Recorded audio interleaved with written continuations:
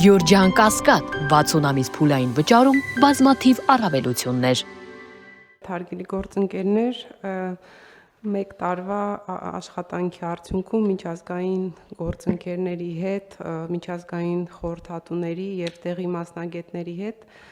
ձեր ուշադրությանը ներկայացրեցինք հաջորդող 5 տարիների ռազմավարությունը։ Շատ ճիշտ նկատեցիք, զբոսաշրջիկը որոշ մեկայացնում հատուկ մի քանի աստիճանական այսպես քայլեր անելուց հետո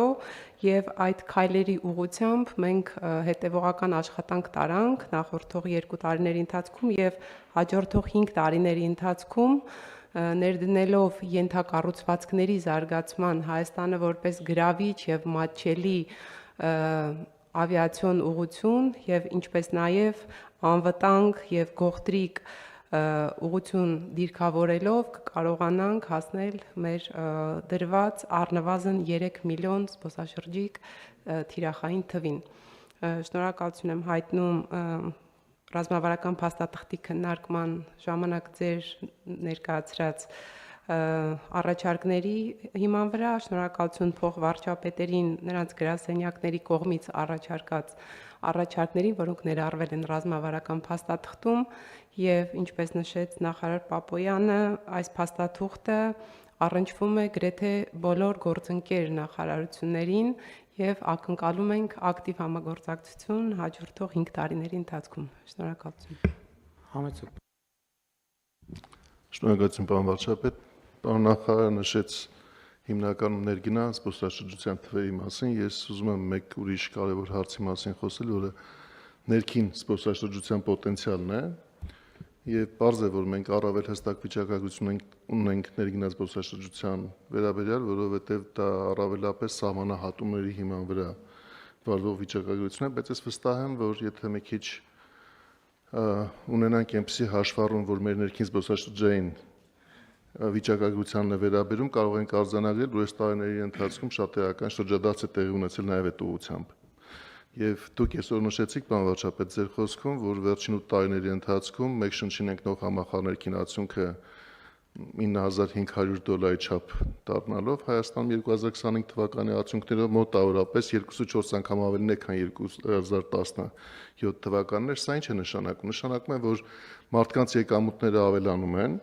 որքանով մարդկանց եկամուտները ավելանում են, այնքան զբոսաշրջությունը նաև ներքին դառնում է ավելի հետաքրքիր հանգստի անցկացման ձև, եւ սա նույնպես մի պոտենցիալ է, որը մենք պետք է առաջիկայում լրջորեն եւ խրախուսենք եւ նաև դիտարկենք մեր բոլոր որոշումներում։ Կարծում եմ, որ պարոն Պապոյանը իհարկե ժամանակի սղության պատճառով չանդրադարձավ այդ հարցին, բայց մենք առաջիկայում այդ հարցերին ավելի շատ ուշադրություն հրավիրելով պետք է կարողանանք իրացնել այդ պոտենցիալը։ Մենք այսօր կարող ենք Հայաստանում բազմաթիվ ուղղություններ նշել, որոնք որ առավելապես զարգանում են նաև ենթակառուցվածքի տեսանկյունից հենց ներքին զբոսաշրջային հոսքերի շնորհիվ։ Արդեն Դիլիջանում գաղտնիք չի, որ տարվա ընթացքում երևի շատ քիչ օրեր են, ոչ թե ամիսներ են, երբ որ հնարավոր է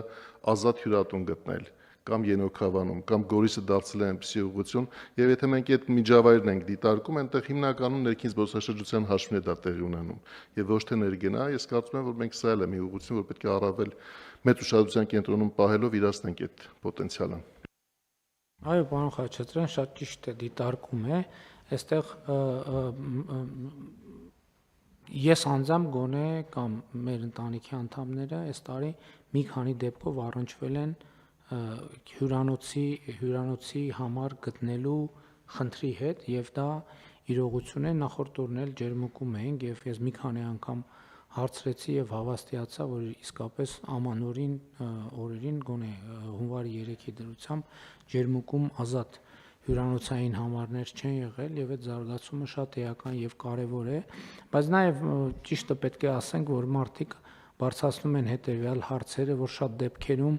օրինակ գնալ որևէ այլ երկիր, հանգստանալ, վերադառնալ ավելի էժան է, քան Հայաստանի Հանրապետությունում։ Իհարկե, այս դեպքում ես ենթադրում եմ նաև առաջարկ պահանջարկի գործոնը դեր ունի եւ երբ որ հյուրանոցային կարողությունները մեծանան, գուցե նաև շուկան որոշակի կարգավորումներ կբերի